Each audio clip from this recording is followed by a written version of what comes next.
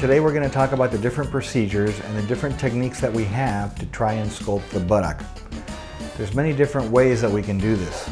Perhaps the most famous and most popular is what you've heard of as the Brazilian buttock lift. That's essentially taking fat from different parts of the body, preparing it, and then transferring the fat to the buttock area, mainly to make it bigger.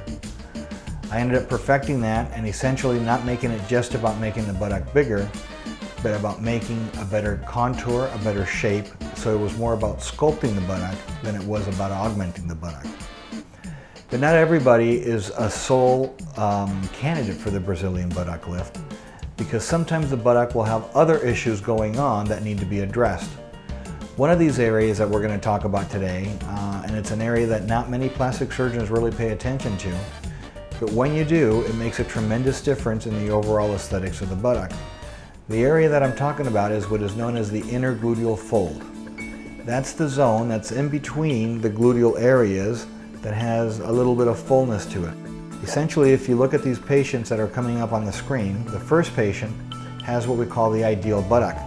There's not a lot of fullness in that area. It's very mild, very minimal. She has a 45-degree takeoff zone, meaning that the buttock and the legs unite in a very nice, sharp angle. And there really hardly is any fat in that area. But as fat starts to build up in that inner gluteal section, as you can see in the pictures, you start to change the angle from a 45-degree takeoff to more of a horizontal 90-degree angle.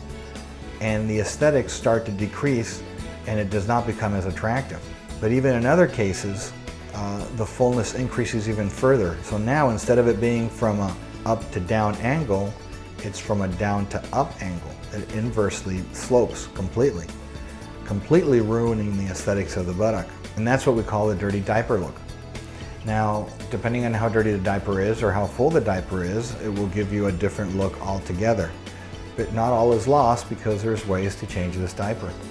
Essentially, there's a procedure called the Miami Thong lift, whereby making incisions inside of San Andreas fault, meaning right down the center of the crack, even though there's a whole lot of shaking going on, you really can't see that scar. The scar remains completely hidden.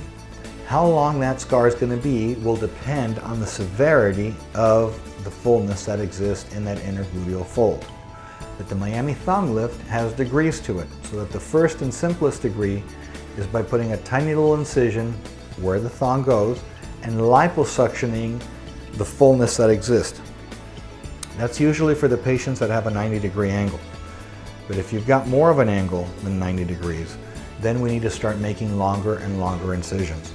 What if there's also some accompanying droopiness to the buttock that extends? Well, then we could add other accessory procedures to the Miami Thong. It's still the Miami Thong, but I add other things to it. So for example, one of the things that I add is fat grafting, because fat grafting is inflating the volume of the buttock and changing the shape, much like inflating a balloon. If you were to blow up a balloon, that balloon starts to expand and it expands upward, so it fills it up and it gives it more volume. So aside from just doing the scar, I will also add fat to the zone. The third thing that I'll do if the condition is a little bit more extensive is to add sutures, so I create what is known as a suture suspension.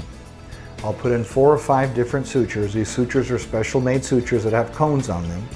And I'll lay these sutures in different places inside of the buttock to try to lift that buttock up, much like you would use suspenders to lift pants.